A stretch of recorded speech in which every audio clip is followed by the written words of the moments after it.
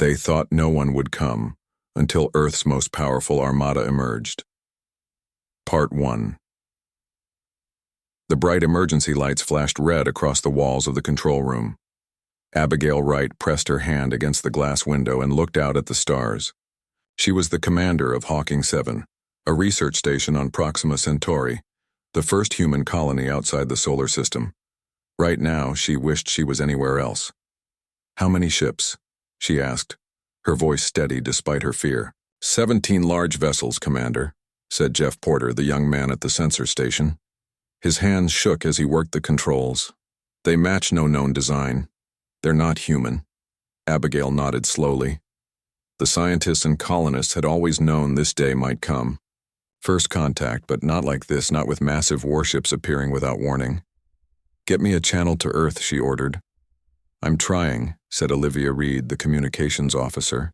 "But they're jamming our long-range signals. I can maybe get a short burst message through before they block it completely." Abigail didn't hesitate. "Send this. Proxima colony under attack by unknown alien forces. 17 warships. Request immediate assistance. Add our coordinates and send it now." Olivia's fingers flew across the keyboard. "Message away. But Commander, even if they get it, Earth is 4 light-years away." Abigail knew what that meant. The message would take 4 years to reach Earth, and even if Earth sent help immediately, it would take many more years for them to arrive using normal engines. By then, it would be too late. "Now switching to colony-wide broadcast," Abigail said, pushing down her fear. She had 15,000 colonists depending on her. She pressed the button on the console. "Attention all Proxima citizens. This is Commander Wright. We have detected unknown vessels entering our system. This is not a drill. All civilians proceed to your designated shelter areas. All security personnel report to your stations." As she finished speaking, the main screen lit up. The face that appeared wasn't human. The alien had gray-blue skin with ridges along its skull and yellow eyes with vertical pupils like a cat. "I am General Krazathul of the Vorchan Empire," the alien said in surprisingly good English. They must have been studying human communications for some time. "Your colony is now under our control. Surrender immediately and you will be permitted to live as workers. Resist, and we will destroy you."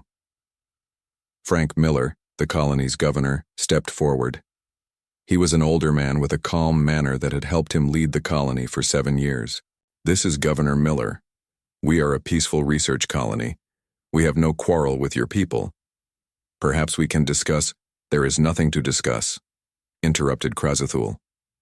"You have 1 hour to surrender control of your colony systems and prepare your people for processing." Krazathul out.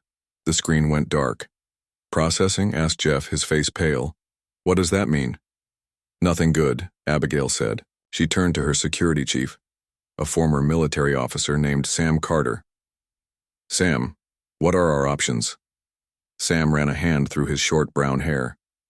"We have 2 patrol ships and a handful of defense turrets. Against 17 warships? We can't win a direct fight." "Then we don't fight directly," Abigail said. "Frank, gather the council. Sam, I want a small team ready to move underground with all the data we've collected on the colony. If these Vorshans want our world, they'll have to work for it." Outside the control center, the colony was in motion. People rushed to safety shelters, built into the hillsides. Parents carried children. Workers grabbed important supplies. They had prepared for natural disasters, but not for invasion. In the underground levels, Lieutenant Sam Carter gathered his team. They were mostly security officers with basic military training, not soldiers ready for war. "Listen up," he said to the nervous faces around him.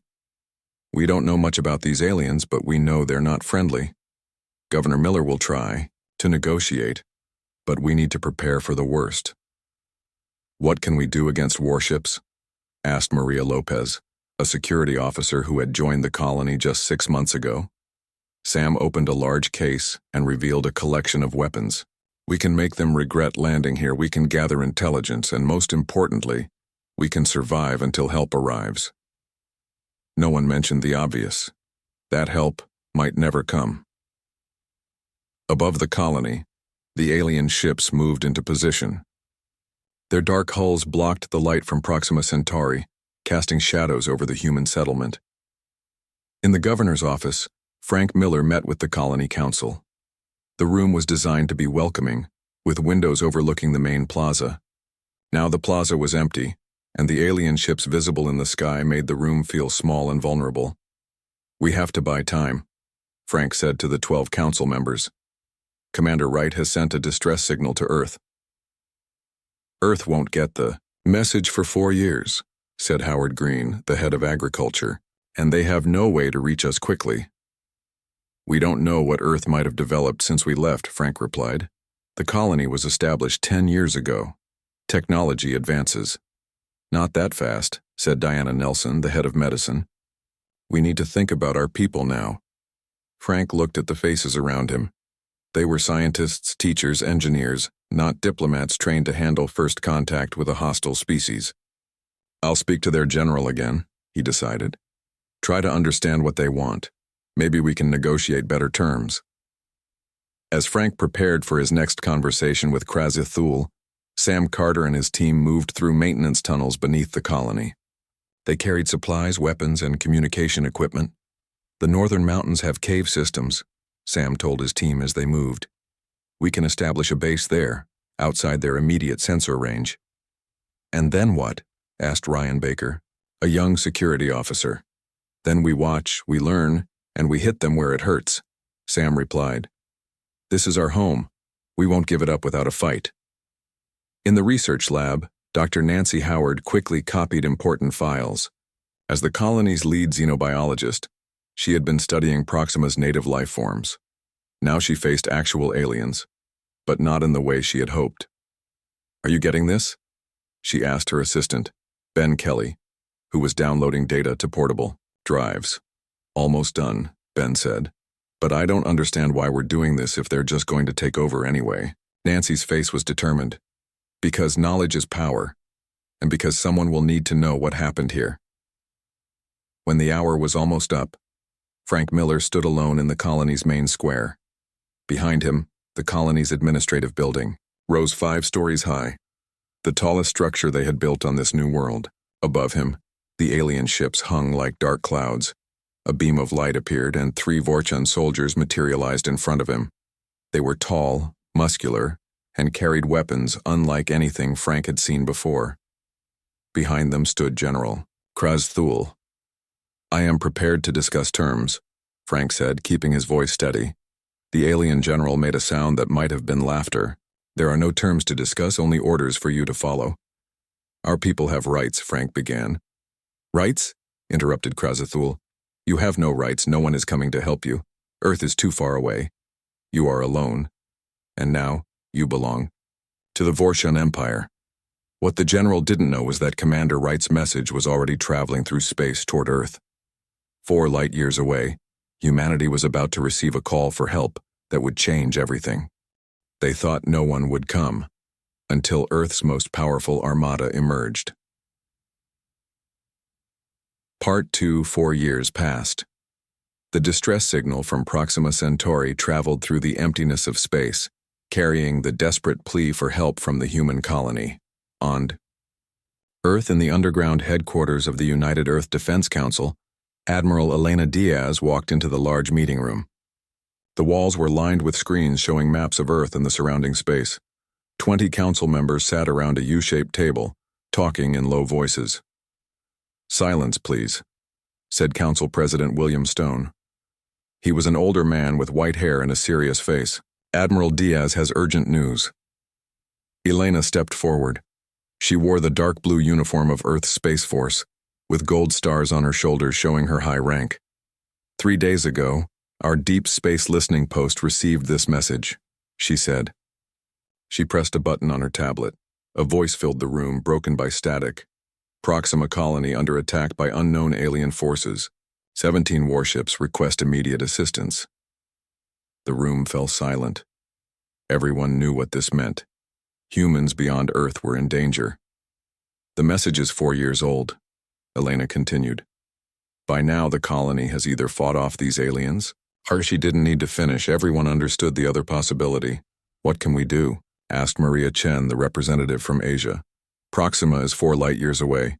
Even with our best ships, it would take decades to reach them. Elena smiled slightly. That's what everyone is supposed to think. She looked at President Stone, who nodded. It's time to reveal Project Artemis, he said. Elena pressed another button on her tablet.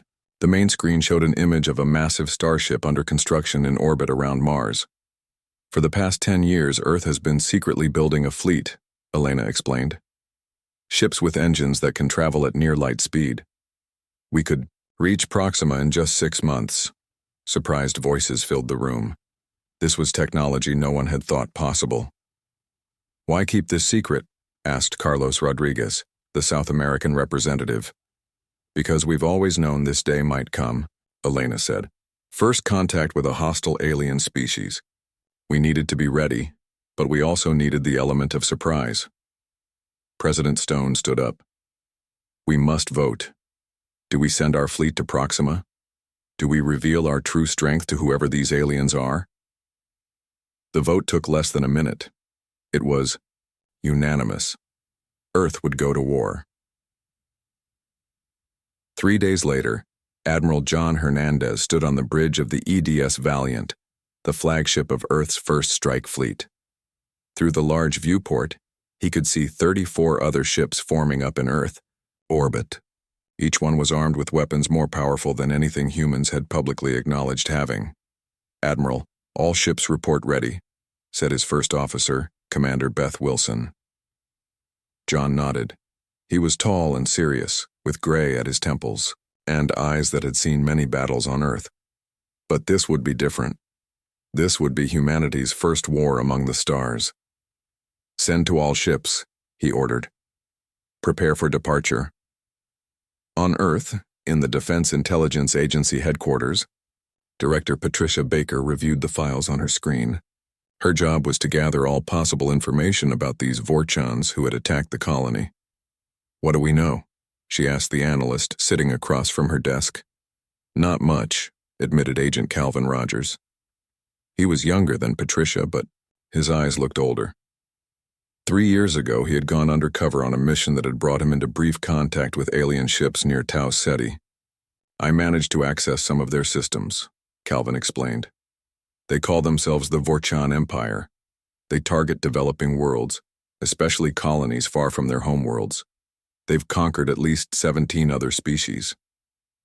Why haven't we heard of them before? Patricia asked.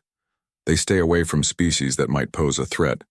They thought we were confined to our solar system, with only a few weak outposts. Calvin smiled grimly. They have no idea what's coming for them. Patricia nodded. What about weaknesses? Their shields operate on harmonic frequencies. If we can match those frequencies with our weapons. Calvin tapped his tablet, showing technical diagrams. Get this to Dr. Wilson on the Valiant, Patricia ordered. It might be the edge we need.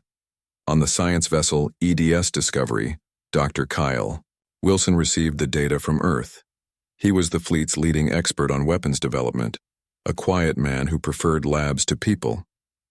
But now thousands of human lives depended on his work. This could work, he muttered, as he studied the information on Vorchon shield technology. We need to modify the Helios cannon to create a resonance cascade. His assistant, Laura Evans, looked over his shoulder. Will it be enough to break through their shields? Not just break through, Kyle said, his eyes lighting up with understanding. It will make their shields useless, but I need time to perfect it. You have 6 months, Laura reminded him. That's how long until we reach Proxima. On the EDS Valiant, Admiral Hernandez addressed the fleet commanders through a video conference. The faces of 34 captains looked back at him from the screen. We don't know exactly what we'll find when we reach Proxima, he told them, but we do know our people have been alone, possibly fighting for survival, for 4 years. They believe no one is coming to help them. He paused, looking at each face. We are going to show them and these Vorchons just how wrong they are. Earth stands with all its people, no matter how far they travel. Captain Lisa Morales of the Heavy Cruiser EDS Defiant spoke up. My ship will be ready to test Dr. Wilson's modifications as soon as they're complete. The Vorshans won't know what hit them. Good, John said. Because I want this to be quick and decisive. We show our full strength, force their surrender, and free our people. The meeting ended and John looked out at Earth one last time. In a few minutes, the fleet would activate their Artemis drives and begin the journey to Proxima Centauri. Back on Proxima, the situation had grown worse over the 4 years since the invasion. The once beautiful colony had been transformed into a labor camp. Humans worked in mines and factories, harvesting resources for the Vorshan Empire. In the northern mountains, Major Sam Carter watched the alien patrol through binoculars. What had started as a small resistance group had grown into an organized force. They couldn't defeat the Vorshans, but they could harass them, gather intelligence, and most importantly, keep hope alive. They're increasing patrols again, said Nancy Howard, now Sam's second in command. The former scientist had become a skilled fighter out of necessity. They're worried about something, Sam said. That's the third patrol today. Maybe they intercepted a signal? Nancy suggested. Maybe Earth finally got our message? Sam shook his head. Even if they did, what could they do? They're 4 light-years away. In orbit around Proxima Centauri, General Krazathul received a disturbing report. Long-range sensors detected unusual energy readings near Earth's solar system, his officer reported. Then nothing. Their primitive technology is nothing to worry about. Krazathul dismissed the concern. Even if they receive the colony's distress call, they can do nothing. No one comes to save the conquered. That is the way of the universe. He didn't know that the universe was about to change its rules. Earth was coming, and it was bringing everything it had. They thought no one would come until Earth's most powerful armada emerged. Part 3. 4 months into their journey, the Earth fleet traveled through the darkness of space. Inside the EDS Valiant, Admiral John Hernandez stood in the ship's training room, watching his crews prepare for battle. Again, he ordered as Marines in combat suits practiced boarding actions. The men and women moved quickly, their movements becoming smoother with each drill. They're getting better, said Marine Commander Eric Gomez, who stood beside the Admiral. He was a battle-hardened soldier with a scar across his cheek. They need to be perfect, John replied. We don't know exactly what we'll face when we reach Proxima. The door opened and Captain Lisa Morales entered. She commanded the EDS Defiant, the ship that would test Dr. Wilson's new weapon. Admiral, she said with a quick salute. Dr. Wilson reports the Helios cannon modifications are complete. We're ready for a test fire. John nodded. Prepare a drone target. I want to see this weapon in action. An hour later, John stood on the bridge of the Defiant, watching as a test drone was released into space, 5 miles from the ship. The drone's shields are configured to match Vorchan specifications based on Agent Rogers' intelligence, Lisa explained. Dr. Kyle Wilson worked at a control station, making final adjustments. He looked tired but satisfied. Ready when you are, Captain. Lisa nodded.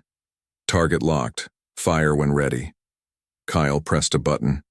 The ship hummed as energy built up in the forward cannon. Then a beam of bright blue light shot out, striking the drone. Instead of bouncing off its shields, the beam seemed to pass through them, causing the drone to explode in a flash of light. Direct hit, reported the weapons officer. Shield penetration was complete. Kyle looked up with a smile. It worked. The Helios cannon created a resonance cascade that matched the shield frequency, allowing our energy beam to pass through as if the shields weren't even there. How long to outfit the entire fleet with this modification? John asked. We've prepared kits for each ship, Kyle said. Engineering teams can install them within 2 weeks. Make it 1 week, John ordered. We reach Proxima in less than 2 months. Meanwhile, on the science vessel EDS Discovery, communications specialist Olivia Bennett worked to establish contact with any remaining resistance on Proxima. She sat in a small room filled with advanced equipment, focusing on sending narrow beam transmissions that the Vorchons might not detect. This is Earth Fleet calling Proxima Resistance, she repeated into her headset. Do you copy? Authentication code, Phoenix Rising. Day after day she sent the message, changing frequencies to avoid detection, and day after day there was no response. You need to rest, said her supervisor, seeing the dark circles under her eyes. Olivia shook her head. They're out there. I know it. We just need to find the right frequency. On Proxima, in the resistance base hidden in the mountains, a young communications expert named Josh Fuller noticed something strange on his makeshift radio. I'm picking up a signal, he told Major Sam Carter. It's weak, but it's definitely not Vorchan. Sam frowned. Could be a trap. The Vorchans have tried to trick us before. This is different, Josh insisted. It's a repeating pattern using old Earth military codes, and there's an authentication code, Phoenix Rising. Sam's eyes widened. Phoenix Rising was a code phrase established before the invasion, meant to be used only by official Earth forces. He had never told anyone in the Resistance about it. Let me hear it, he said. Josh adjusted his equipment. Through the static, they heard a woman's voice. This is Earth Fleet calling Proxima Resistance. Do you copy? Authentication code, Phoenix Rising. Earth Fleet? Nancy Howard asked, entering the room. That's impossible. But Sam felt a spark of hope for the first time in 4 years. Respond, he ordered Josh. Use the counter code, Lazarus Awakens. Back on the EDS Discovery, Olivia jumped up from her chair as her equipment beeped. I've got something, she shouted. A response. Through her headphones came a man's voice. Earth Fleet. This is Proxima Resistance. Authentication code, Lazarus. Awakens, is this real? Tears filled Olivia's eyes as she responded, This is real. Earth has sent a fleet. We are 2 months out from your location, hold on. The news spread quickly through the Earth Fleet. They had made contact with survivors. The colony still fought. Morale soared as crews worked even harder to prepare for battle. On the EDS Valiant, Admiral Hernandez received the full report from the Resistance. The news wasn't good. Thousands of colonists forced into labor camps, Vorchan control of the main settlement, and advanced alien technology that outmatched anything the colonists had. But they have weaknesses, Sam Carter had reported via the secure channel. Their patrols follow predictable patterns. Their ground forces aren't used to resistance. And they're arrogant. They still don't believe anyone is coming to help. Us. John smiled grimly. That arrogance will be their downfall. He called a meeting of all ship captains. As they gathered via video conference, he laid out his plan. We'll exit faster than light travel at the edge of the system, he explained. The new stealth systems will keep us hidden as we approach. Meanwhile, Commander Peter Walsh will lead a team to the surface in stealth shuttles to coordinate with the Resistance. Captain Morales spoke up. The Defiant will lead the first strike against their sensor array.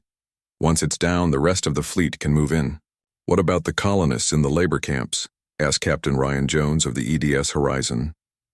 The Resistance has provided locations of all camps, John said. Marine teams will deploy to protect civilians while we engage the Vorchan fleet. For the next several weeks, the fleet prepared. Marines practiced ground assaults in simulators programmed with maps provided by the Resistance. Engineers worked around the clock to install the modified Helios cannons on every ship. Medical teams prepared for potential casualties. On Proxima, hope spread through the Resistance like wildfire. Sam Carter had to be careful. If word reached the wrong ears, the Vorchans might take drastic action against the colonists. Tell only those you completely trust, he instructed his team leaders. We need to prepare for Earth's arrival without alerting the enemy. Nancy Howard organized small groups to gather supplies and prepare safe routes from the labor camps to hidden shelters. When the fighting starts, people will need places to go, she explained. Josh Fuller maintained daily contact with the Earth fleet, exchanging information and updating them on Vorchan movements. In the main colony settlement, now serving as the Vorchan headquarters, General Krazathul remained unaware of what was coming. His forces had grown comfortable with their control of the planet, dealing with only occasional resistance attacks. The humans are finally accepting their place, he told his officers during a meeting. Production is up 15% this cycle. Lieutenant Vexnar, his second-in-command, wasn't so sure. There are reports of unusual movements among the workers. Some supervisors believe they're preparing something. Krazathul dismissed the concern. They have no weapons, no ships, no hope of rescue. What could they possibly do? Far above Proxima Centauri at the edge of the solar system, space itself seemed to ripple. 35 Earth ships emerged from faster-than-light travel, immediately, engaging their stealth systems. Operation Thunderbolt had begun. The most powerful armada Earth had ever built had arrived, and the Vorshans had no idea what was about to hit them. They thought no one would come, until Earth's most powerful armada emerged. Part 4 Commander Peter Walsh checked his equipment one last time as his stealth shuttle approached Proxima's atmosphere. He was tall and lean, with sharp eyes that missed nothing. As the leader of Earth's Special Operations Team, he had trained for this mission for months. 5 minutes to touchdown, said the pilot, her voice calm despite the danger. Peter looked at his team. 12 men and women, the best soldiers Earth had to offer. They wore black combat suits with advanced armor and carried weapons designed specifically to fight the Vorshans. Remember, our first priority is to link up with the resistance, Peter told them. No offensive actions until Admiral Hernandez gives the signal. The shuttle entered the atmosphere, its stealth systems hiding it from Vorchan sensors. They flew low over mountains, following coordinates provided by the resistance. Below them, Major Sam Carter and a small team waited at the hidden landing zone. When they saw the shuttle appear out of the night sky, Sam could hardly believe it. After 4 years of fighting alone, help had finally arrived. The shuttle landed softly and the rear door opened. Peter Walsh stepped out, his weapon ready. "Phoenix Rising," he said, using the code phrase. "Lazarus awakens," Sam replied. Then he smiled, something he rarely did anymore. "You have no idea how good it is to see you." Peter nodded. "We came as fast as we could." They shook hands and then quickly moved to get the shuttle hidden before Vorshan patrols could spot it. In the resistance base, Sam introduced Peter to his key people.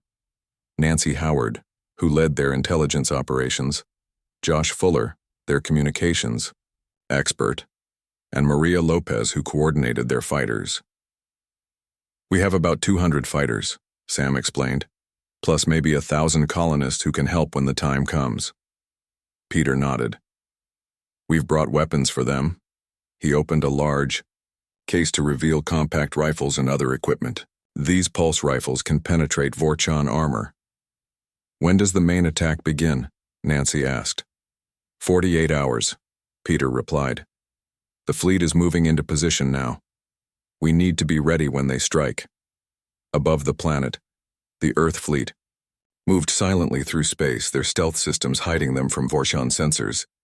On the bridge of the EDS Defiant, Captain Lisa Morales received new orders from Admiral Hernandez. "You will lead the first strike," the Admiral told her via secure channel. "Take out their main sensor array in orbit. Once it's down, the rest of the fleet will reveal itself." Lisa nodded. "We're ready, Admiral. The Helios cannon is at full power." She turned to her crew. "Battle stations, stealth approach to target." The Defiant moved toward a large satellite orbiting Proxima. It was the Vorshan's main sensor array, their eyes in space. If it was destroyed, they would be blind to the approaching Earth fleet. "Range to target, 5,000 meters, reported the tactical officer. "Hold at 3,000 meters, Lisa ordered. "Charge the Helios cannon." On the Vorshan command ship, Lieutenant Vexnar noticed a small anomaly on his sensor display. "There's a slight distortion near the sensor array," he reported to General Krazathul. The general barely looked up from his review of production reports. "Probably space debris or a sensor malfunction. Run a diagnostic."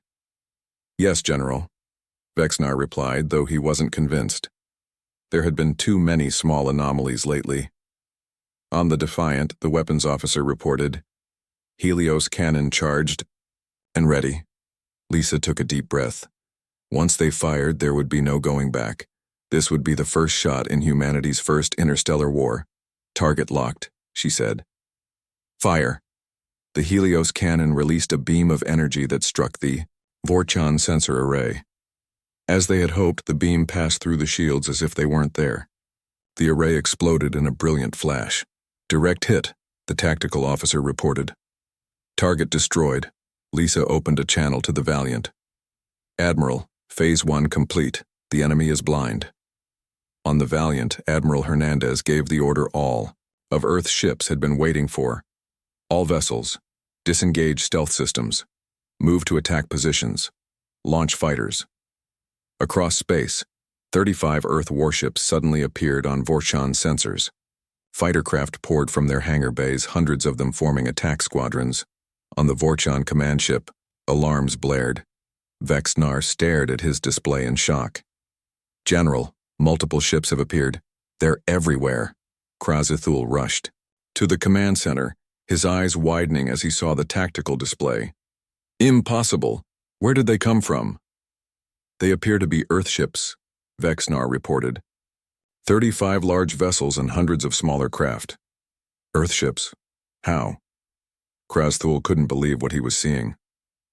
Earth doesn't have this technology. They can't travel between stars this quickly. Before Vexnar could respond, a message came through on all frequencies. This is Admiral John Hernandez of the Earth Defense Fleet, came a strong human voice. You have invaded our colony, enslaved our people, and committed acts of war against humanity. You have one opportunity to surrender and withdraw from this colony. After that, we will show no mercy. Krazathul's face darkened with rage. They dare to threaten us? Order all ships to battle stations. Destroy them.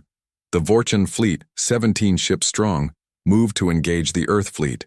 They had always relied on their superior technology and the fact that no help could arrive from distant homeworlds.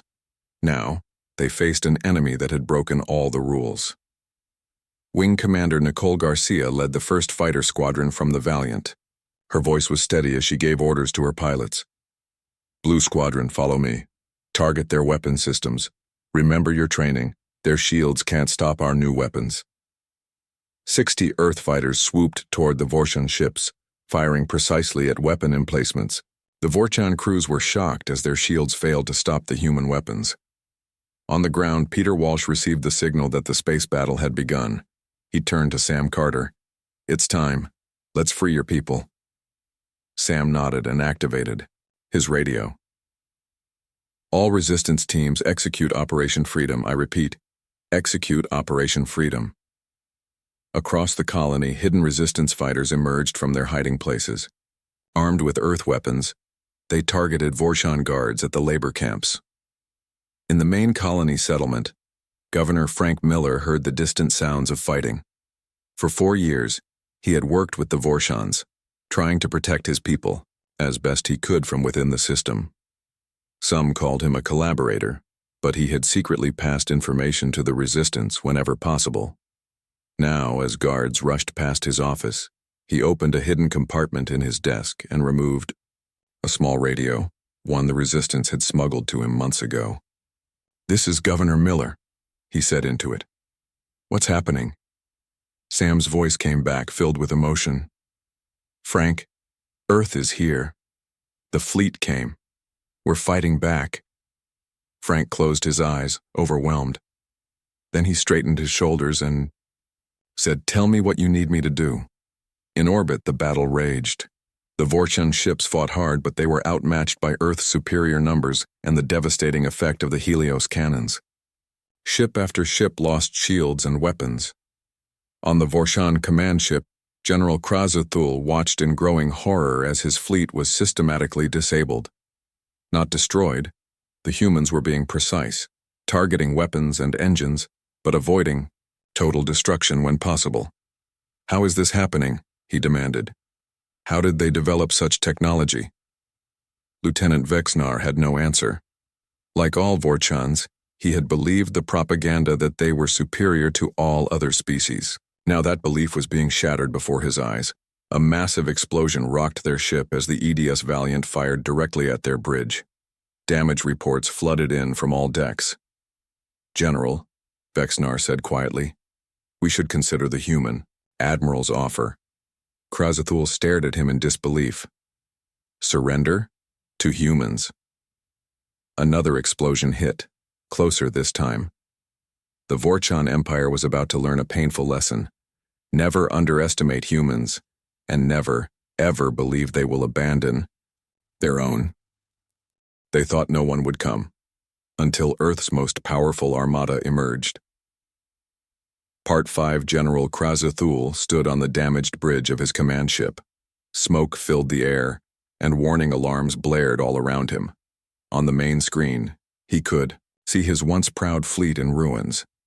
10 of his 17 ships were completely disabled. The others had suffered major damage. "General, we must surrender," Lieutenant Vexinar said again, more urgently this time. "We cannot win this battle." Krazathul's yellow eyes narrowed. In his entire career, he had never faced defeat. The Vorchan Empire had always chosen its targets carefully. Isolated colonies far from help, developing worlds without advanced technology. It had been a perfect strategy. Until now. "Open a channel to the human admiral," he finally ordered. "Admiral." John Hernandez was standing on the bridge of the EDS Valiant when the message came through. "Admiral, the Vorchan commander wishes to speak with you," reported his communications officer. John nodded. "Put him on screen." General Krazathul's face appeared. His blue-gray skin was marked with burns, and his uniform was torn. "This is General Krazathul of the Vorchan Empire," he said, his voice stiff with pride. "I request terms for surrender." John's face remained serious. "My terms are simple. Release all human prisoners immediately. Withdraw all Vorchan forces from Proxima Centauri. And provide complete data on all other species you have conquered." Krazathul's eyes widened at the last demand. "You would help others? Species that are not human?" "We would," John said firmly. "That is what makes us different from you. You have 1 hour to begin compliance." On the planet below, the battle for freedom continued. Lieutenant Dan Cooper led a team of Earth Marines and resistance fighters toward the main administrative building. Governor Frank Miller had told them that was where the Vorchans kept their prisoner records. "Building ahead," Dan said, crouching behind a wall. 6 guards at the entrance. Sam Carter checked his new Earth-made rifle. After years of fighting with makeshift weapons, it felt good to have proper equipment. "My team will take the left," he said.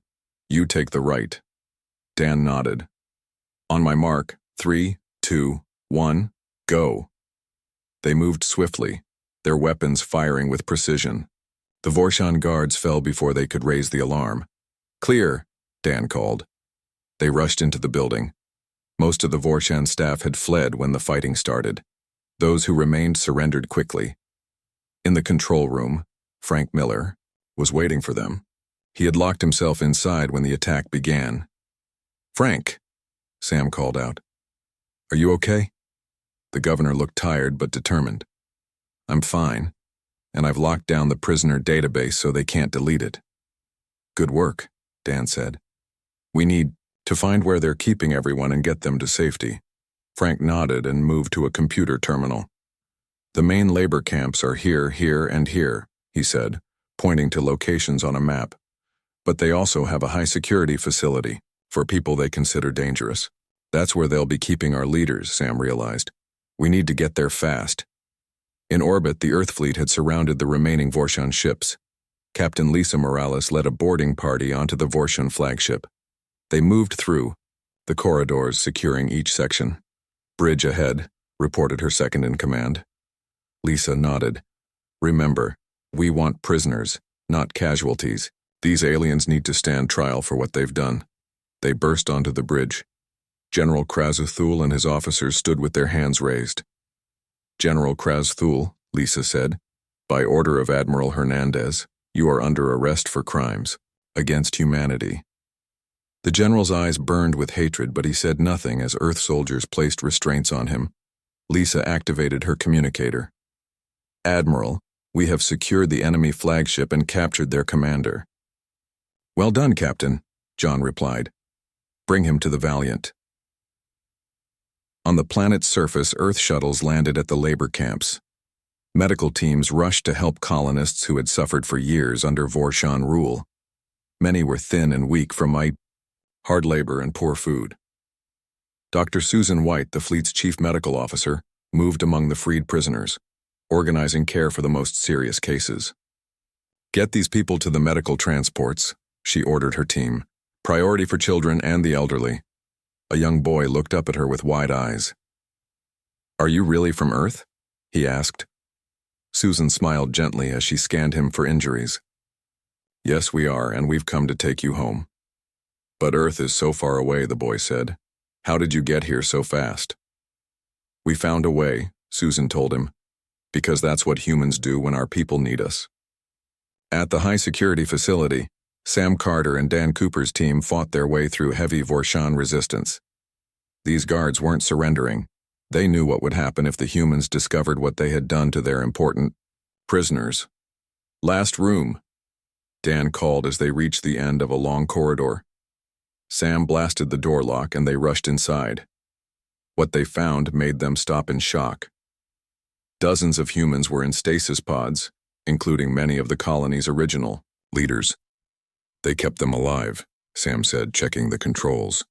"They were experimenting on them. Let's get them out," Dan replied grimly. Over the next few days, Earth forces secured complete control of the colony. The surviving Vorshans were confined to their ships under guard. Medical teams worked around the clock to treat the freed colonists, especially those who had been kept in the experimental facility. 1 week after the battle, Admiral John Hernandez stood on a platform in what had once been the colony's main square. Before him gathered thousands of colonists, many still showing signs of their ordeal but with hope in their eyes. "People of Proxima Centauri," he began, "4 years ago you sent a call for help. That call traveled across the stars to Earth, and Earth answered." He paused, looking at the faces before him. Some were crying, others were cheering. "Today I bring you a message from the people of Earth. You are not alone. You will never be alone. Distance does not matter. Time does not matter. If you need us, we will come." The crowd erupted in cheers that seemed to shake the very ground. Later, John stood with Governor Frank Miller and Major Sam Carter, watching as Earth engineers began to set up new defense systems around the colony. "How many other human colonies are out there?" Sam asked. 12, John replied. "And after what happened here, we're establishing faster communication systems with all of them. No colony will ever wait 4 years for help again." Frank looked troubled. "And what about the other species the Vorshans conquered? The ones who had no one to help them?" John smiled slightly.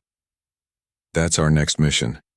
The data we captured from the Vorshan ships shows us where they are. Earth has already voted to send liberation fleets to each world." "Why would Earth help? Aliens?" Sam asked, surprised. "Because it's the right thing to do," John answered simply. "And because next time, it might be someone else coming to help us." As the Earth fleet prepared to leave, some ships would stay behind to protect the colony. But most would return to Earth, carrying the freed prisoners who wished to go home and bringing with them the story of humanity's first victory among the stars. The message would spread across the galaxy. Humans take care of their own. Distance doesn't matter. Time doesn't matter. And anyone who threatens a human colony should expect company. Because Earth will come, and it will bring everything it has.